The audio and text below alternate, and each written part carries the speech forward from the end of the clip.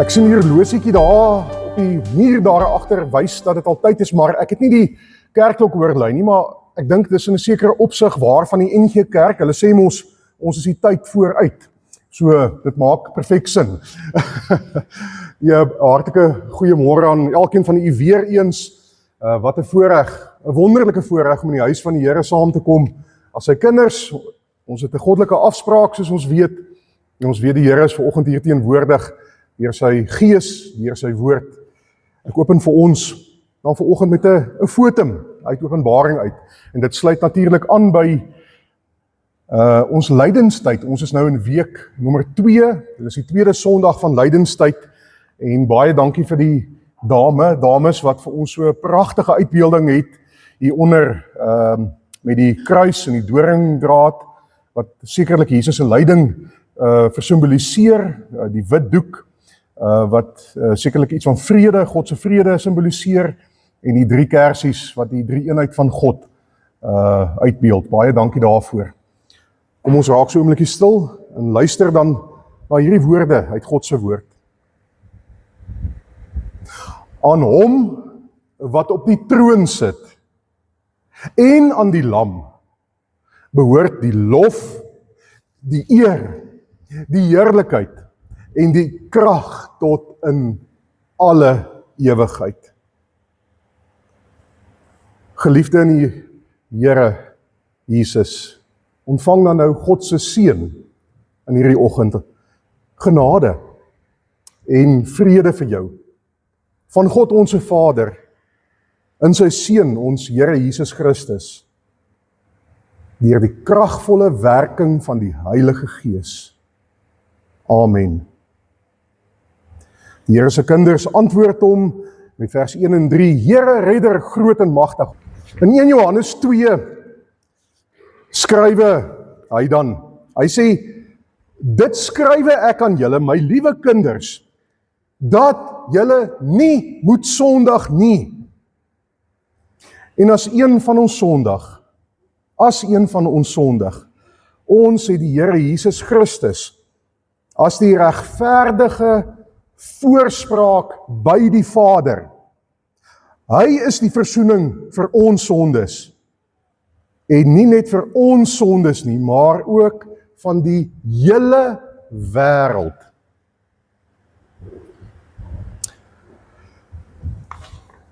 Hierso is 'n baie interessante toneel wat Johannes hierso in 1 Johannes skep. En ek het nou die dag die belydensklas lekker onkant gevang. Ek sê dit vir hulle, ons lees uit 1 Johannes uit. Die 3 is toe daar in die evangelie van Johannes. 1 Johannes is 'n bietjie later in die Bybel. Maar in elk geval, dit is soos 'n hofsitting. Kinders, het julle al ooit 'n storie gekyk waar daar so 'n hofsaak plaasvind? Ek onthou julle vir wie het L.A. Law gekyk? Destyds, wie's nog in daai era? Ek het nogal as kind omgekyk en toe het hulle 'n heruitsending toe ek op universiteit was op SABC, dan as ek in die middag dalk van die klas afkom, dan sit en kyk ek vir L.A. Law. Dis daai boet wat so toeslaan, dan begin die liedjie. Wat 'n deesdae is daar baie sulke verhale waar hofsittings afspeel. Nou in 'n hof het 'n ou die regter. Dis die ou gewoonlik met ook so toga, hy dra so toga, net so dominee baie keer, en dan slat hy met daai hamertjie, dan sê die hof is in sitting, mense kan maar sit, en dan gewoonlik is daar 'n aangeklaagde, iemand wat sy saak of haar saak moet verdedig voor die regter. Maar het julle al gesien, so 'n persoon praat nie vir hulle self nie, hulle het iemand anders. Hulle het 'n advokaat of 'n verdediger, 'n regsadviseur wat in hulle plek, vir hulle saak instaan teenoor die regter. En dan natuurlik het jy ook die aanklaer, wat sê, maar die ou is skuldig, ek gaan bewyse teen hom of haar inbring, dat hulle regtig skuldig is. Terloops, daai woordjie, dis 'n baie mooi woord, wat ook vir die Heilige Gees gebruik word, vir voorspraak is parakletos. Dit beteken voorspraak. Dis in daai tyd in Grieks 'n dis hofterminologie. So die beeld is baie mooi duidelik hier vir ons uitgespel. Johannes sê, ek sê hierdie dinge dat julle nie moet sonde doen nie. Maar as julle sonde doen, is hierdie wat julle in gedagte moet hou. Goed, wie is die regter, dink julle? Wie is die groot regter? God. God is die regverdige regter, en hy is regverdig in elke sin van die woord. Daar's nie 'n greintjie onreg in God nie. Nie eers so bietjie soos daai puntjie van jou naal nie. Niks. En omdat hy 'n regverdige regter is, moet hy die sonde straf. Anders was hy nie God nie. Maar nou het ons 'n probleem. Nou is daar iemand anders, 'n aanklaer, en weet julle wie is die persoon wat verdedig word? Wat in die hofbank, en die een wat skuldig is? Dis ek en jy. En die duiwel sê, God, regter Tian het baie sondes teen hom. Hy het alweer gevloek. Hy het alweer gehaat. Hy het alweer lelike gedagtes gehad. Hy het, en so het almal van ons hierdie sondes, en die duiwel kom elke keer, en hy wil ons aankla in hierdie hofsitting. Maar nou, wie is ons verdediger, ons voorspraak, ons advokaat? Wie wil sê? God is die regter, wie is ons advokaat? God se seun, Jesus. En die advokaat Jesus kom voor God die regter en hy sê, ja, edelagbare, dis waar. Pietie en Sunny en Jannie en Tian het baie sondes. Maar ek het klaar vir daai sondes betaal.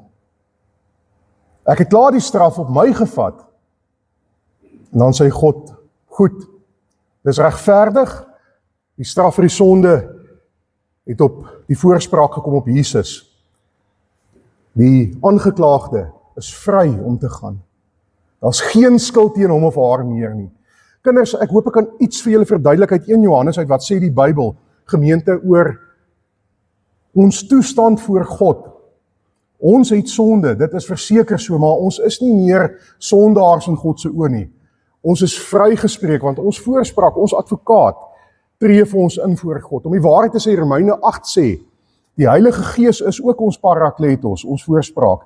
Op hierdie oomblik is Jesus en die Heilige Gees, Romeine 8 sê, hy tree vir ons in, die ou vertaling, hy tree vir ons in met woorde wat nie in mensetaal gesê kan word nie. Tree die Heilige Gees vir ons in, en hy sê vir God, hierdie kind is onskuldig, en ons kry nie straf. Nou, wat moet ons nou doen, as ons die vryspraak ontvang elke dag, as Jesus vir ons intree? Wat vra God van ons? Ons moet gaan, Galasiërs 5, vrug dra, die vrug van die Gees. Ons moet doen wat God vra, nie om iets te kry nie, maar omdat ons klaar alles gekry het, wat ons nodig het. En daarom het ons die ewige lewe, gaan ons hemel toe gaan, en gaan ons saam met mekaar, die Here Jesus en God tot in alle ewigheid wees, daar by sy blyplek. Ons wag daarop, en ons dink terug aan wat Jesus vir ons gedoen het aan die kruis, in hierdie lydenstyd. Ons is hartseer dat ons dit vir hom moes laat doen, maar ons is dankbaar en bly dat hy dit vir ons gedoen het, in ons eer sy naam, want hy is nie dood nie, hy lewe, en hy lewe op hierdie oomblik, en hy tree vir ons in by God. Kom ons sing asseblief dan as 'n deel van ons skuldbelydenis en vryspraak, 2, 3, 9, Jesus rots vir my geslaan. Gemeente, wil jy nie net so staan nie? Kom ons doen 'n gebed, en sê vir die Here dankie, vir sy genade, voordat ons uit die Bybel uit gaan lees, en die kinders na die Sondag, na julle kinderkerk toe gaan. Buig die hoofde saam met my, net so staande. Here, U sit op die troon, U heers oor alle dinge. U is die groot ek is. Dankie dat U met ons 'n verbond, 'n ewige verbond kom sluit, en dat daai verbond bevestig en vervul is in Jesus Christus, U eniggebore seun wat in ons plek die straf op hom kom neem het. En daarom bely ons almal saam, Here, ja, in ons harte, met ons monde, met ons lewens, Jesus lewe. Hy is ons voorspraak, ons parakletos voor U, o regter, regverdige God. En so spreek U ons vry. Ons is skoon gewas. Ons lewe nie meer in vrees nie. Ons hoor U woorde as U vir ons kom sê, moenie bang wees nie, want ek is by jou. Vir enigiets anders, vir meer as dit, kan geen mens vra nie, o Heer. U het U genade en U liefde op ons uitgegiet. U doen dit elke dag in ons lewens. Maak ons oë oop om dit raak te sien en help vir ons om in dankbaarheid vrug van die Gees te dra in ons lewens tot eer van U. Here, waar ons nou binnekort uit die Bybel uit gaan saamlees, laat ons ook sal weet, dit is U woord, en ons vra vir U, spreek Here, U dienaars luister. Amen. Kom ons bely dan ons geloof. Dis die 12 artikels of die apostoliese geloofsbelijdenis. Ek glo in God die Vader, die Almagtige, die Skepper van die hemel en die aarde, en in Jesus Christus, sy enige gebore Seun, ons Here, wat ontvang is van die Heilige Gees, gebore is uit die maagd Maria, wat gelei het onder Pontius Pilatus, gekruisig is, gesterf het en begrawe is, en ter helle neergedaal het, wat op die 3de dag weer opgestaan het uit die dode, opgevaar het na die hemel en sit aan die regterhand van God, die Almagtige Vader, vanwaar hy weer sal kom, om te oordeel die wat nog lewe en die wat reeds gesterf het. Ek glo aan 'n heilige, algemene, Christelike kerk, die gemeenskap van die heiliges, die vergewing van sondes, die opstanding van die vlees uit die dood uit, en ek glo in 'n ewige lewe. Amen. Ek lees dan vir ons voor vanoggend uit Genesis 15, 9 verse daarso. Ons tema, soos op die bord hier agter my, vertrou op die Here in oomblikke van angs. Ek lees dan vir ons uit God se woord uit. Hierna het die woord van die Here in 'n gesig tot Abraham gekom. Moenie bang wees nie, Abraham. Ek beskerm jou. Jou beloning sal baie groot wees. Toe sê Abraham, Here my God, wat kan U vir my gee? Ek sal kinderloos sterf, en Eliezer, die man uit Damaskus, sal my besittings kry. Abraham het verder gesê, U het nie vir my 'n nageslag gegee nie. 'n Slaaf uit my huis sal my erfgenaam wees. Maar die woord van die Here het tot Abraham gekom. Daardie een sal nie jou erfgenaam wees nie. Een wat jou eie nasaad is, hy sal jou erfgenaam wees. Toe die Here vir Abraham buitentoe laat gaan, en vir hom gesê, kyk op na die hemel, en tel die sterre, as jy kan. Verder sê die Here vir hom, so baie sal jou nageslag wees. Abraham het toe in die Here geglo, en die Here het dit goed gevind dat Abraham so volgens die wil van die Here gehandel het. Hy het vir Abraham gesê, ek is die Here jou God, wat jou uit Ur van die Galdeërs laat wegtrek het, om hierdie land aan jou te gee, as jou besitting.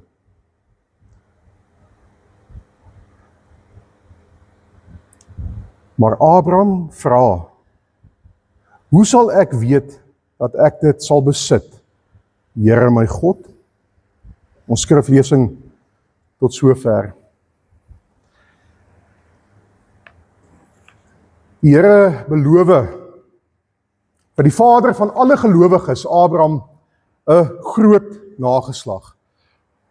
Ons wat nou die verskriklike groot voorreg het, as Christene, Nuwe Testamentiese Christene, wat met ander woorde lewe na die tyd van die koms van Jesus na die aarde toe as 'n mens, het die voorreg om terug te kyk en te sê, ja, die verbond is toe nou vervul. Abraham se nageslag was baie groter gewees as net sy fisiese nasate. Geestelik is ons almal kinders van Abraham. Maar nou moet jy baie mooi verstaan dat Abraham in daai situasie nog nie 'n greintjie van die vervulling van die belofte raak gesien het nie. Hoewel God uit die hemel uit vir hom gesê, dit sal so wees, ek kom sluit 'n verbond met jou. Ons gaan later 'n bietjie meer praat oor daai verbond. Maar aan die ander kant moet ons ook raak sien, Abraham word as 'n geloofsheld uitgebeeld in die Bybel. En onthou, hy het lekker droog gemaak, dikwels, maar nog steeds word hy bestempel as iemand wat elke dag naby aan die Here gelewe het. En dat het op 'n sekere manier, verstaan ek, klink dit vir my, ook 'n rol gespeel het in die Here se verbond met hom en die feit dat die Here vir Abraham gekies het juis. Ons sal eintlik nooit weet hoekom God vir hom as 'n ou man gekies het om die vader van al die gelowiges te wees nie, van sy volk. En die Here het nog altyd oop kaarte met Abraham gespeel. Hy het niks van hom weggesteek nie. Met hierdie belofte wat hy vir Abraham gee, bemagtig hy hom en rus hy hom toe om dit te doen waarvoor hy hom geroep het. En onthou, almal van ons is geroep. Almal van ons het 'n taak en 'n plig voor die Here God in hierdie wêreld. 'n Klein rukkie wat ons hier is. So ons moet mooi luister. Jy moet weet, wat is u taak in die wêreld, in God se kerk, in sy gemeente, en om die hemelsnaam moenie terugtree as God vir u roep nie. Want nou is ons mense. Ons weet, ons begin partykeer twyfel. Die geloof is maar min. Abraham is ook 'n mens. En die realiteit wat hy vierkantig in die oë moet staar is, maar hierdie belofte gaan nie in vervulling nie. Hy kry nie 'n kind nie. Sarai kan nie meer kinders hê nie, sy sal stok oud.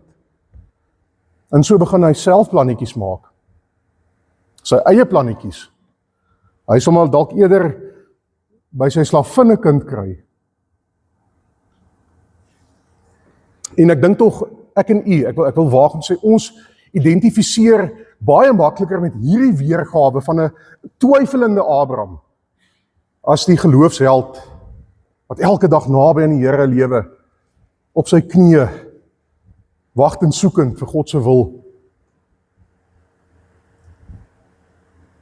Daai vraag van, ek weet die Here het aan my 'n belofte gemaak, ek weet dit in my hart, ek weet hy het vir my iets beloof in my lewe. Maar ek sien dit nie gebeur nie. Hy het, soos vir Abraham, wat hy beloof het, ek sal vir jou sorg, onthou, dis die verbond, ek sal jou God wees, en ek sal vir jou sorg, van geslag tot geslag tot geslag. Het hy aan my ook sekere beloftes gemaak.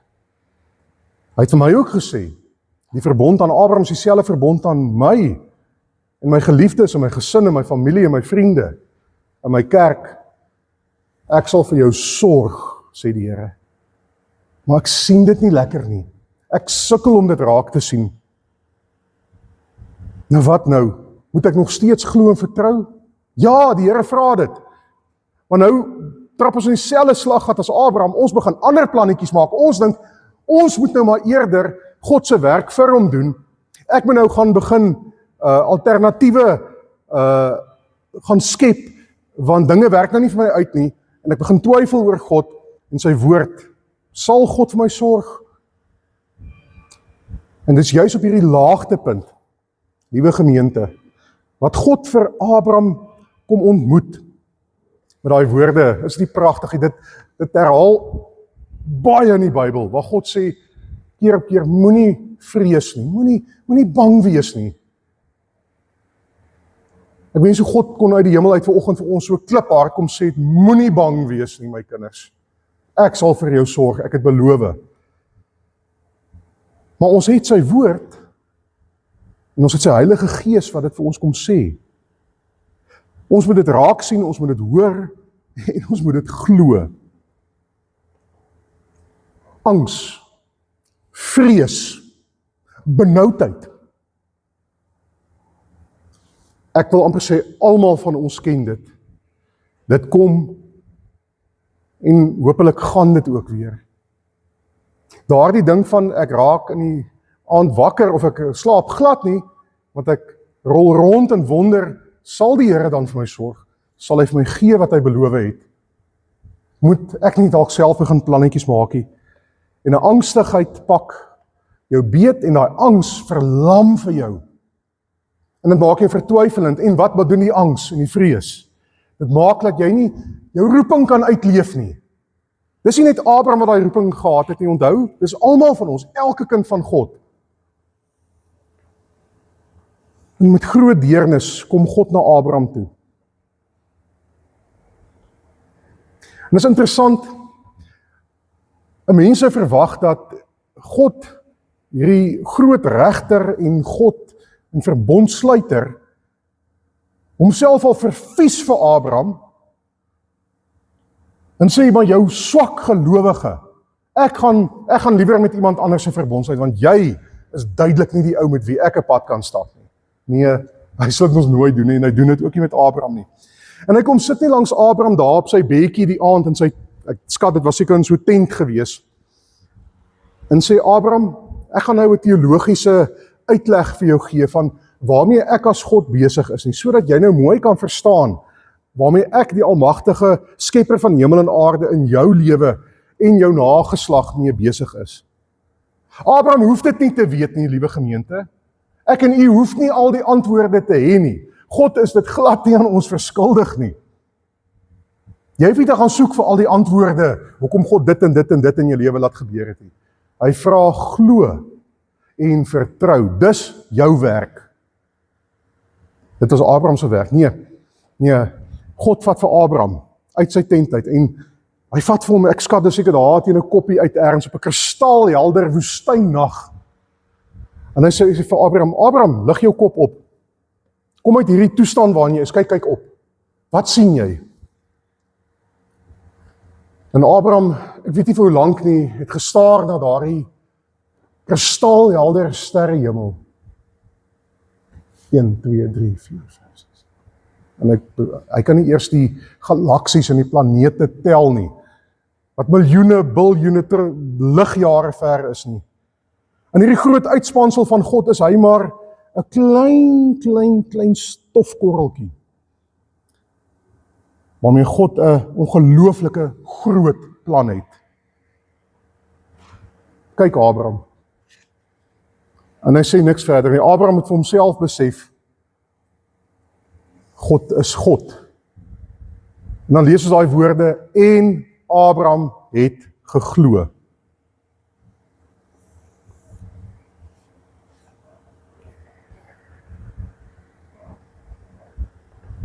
Ek dink hy het veel verstaan nie, maar hy het gaan doen wat die Here vir hom gevra het.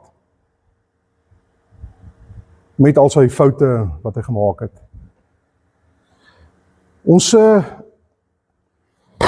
sien nog steeds in die wêreldpolitiek baie dinge gebeur. Lande wat transaksies met mekaar tref en so het die president van Amerika ook vir Iran gesê, julle moet dit en dit en dit doen, dis ons vereistes. Die regering het nie geluister nie en hy het hulle gister, ek wil amper sê die hel uit hulle gebombardeer. En dan met ander lande weer word daar verdrae gesluit oor ooreenkomste en dan is daar vrede. Nou dit is nie 'n nuwe konsep nie. Dit het in daai tyd ook gebeur waar twee wêreldmagte of vorste of nasies met mekaar 'n sogenaamde verbond of 'n verdrag, 'n kontrak kom sluit het. En dit was vas en bindend geweest. Dit was groot en dit het groot implikasies gehad. So as God vir Abraham en vir my en vir u kom sê, ek sluit 'n verdrag, ek sluit 'n kontrak met jou, is dit groot. Hierdie verbond is nie iets kleins nie. En dit kan nie net vir 'n sekere tyd wees nie. Dit was nie net vir Abraham en vir die Ou Testament gewees nie. Dit was vir alle gelowiges. Dit was vir Israel. Dit was vir almal wat in Jesus glo, wat hy aangeneem het, wat hom aangeneem het. En dit begin nog lank voordat ek my verstand gekry het, of 'n woord kan sê, nog lank voordat ek die daad van geloof deur die Heilige Gees kan doen. Om die waarheid te sê, die psalmdigter sê, Here, U ken my nog voordat ek gebore is. Ons doop kindertjies. Ons bedien die teken van die verbond aan hulle. Want hulle behoort aan God. Ek behoort aan God. En ek leef vir hom. En ek skat wat Abraham seker ook moes maar beleef het, daai nag wat die angs hom so beetgepak het, wat mense nou voel, maar nou moet jy glo, raak hy angstig, en ek dink hy het in sy gemoed die verskriklike lyding gesien, van die mense wat na hom sal kom, sy eie mense. Ek skat, hy het seker iets in sy geestesoog beleef van 400 jaar in ballingskap, God se kinders, wat in hierdie verskriklike, ongelooflike donker situasie is, slawe van 'n ander nasie vir honderde jare. Wat vir hulle sou voorlê? En wat lê nie vir God se kinders voor nie? Ons weet nie, vir ons vandag. Gaan ons kinders nog dalk wêreldoorlog 3 beleef? Gaan ons nog 'n holtetjie vir ons voet in hierdie pragtige land van ons kan hê? Is daar nog 'n toekoms? Maar liewe gemeente,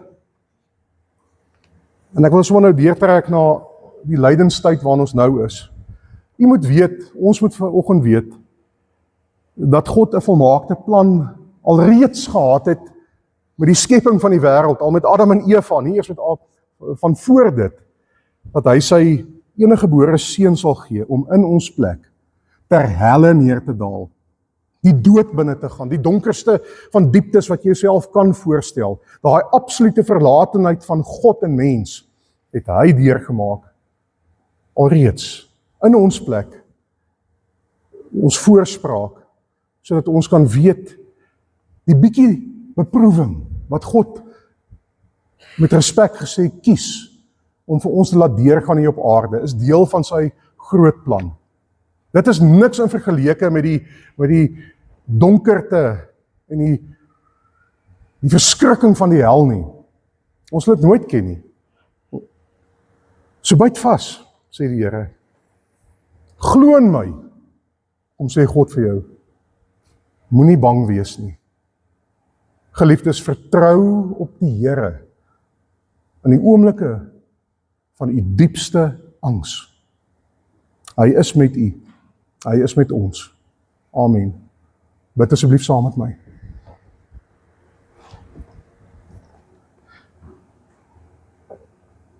O grote koning, ons as u diensknegte moet ook laag voor die voete kom buig vanoggend, voor die troon, en kom bely, ons geloof is swak.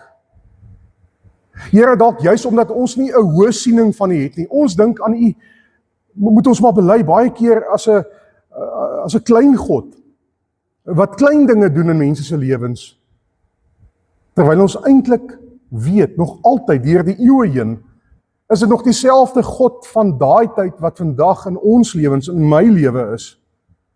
Dat u nog steeds wonderwerke wil, kan en sal verrig. Here, dankie dat u dit nie afhanklik maak van hoe groot of hoe klein ons geloof is nie. Dankie dat u ons in elke geval seën. Maar Here, tog om iets van hierdie seën in ons lewens te kan ervaar, moet ons begin ophou bekommerd wees. Moet ons ook op die punt kom waar ons eie vrese vir u gee en u juk op ons skouers neem, daai sagte juk.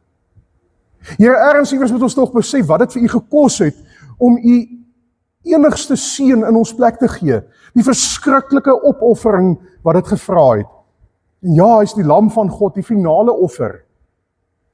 Die verbond met Abraham het tot vervulling gegaan in ons lewens.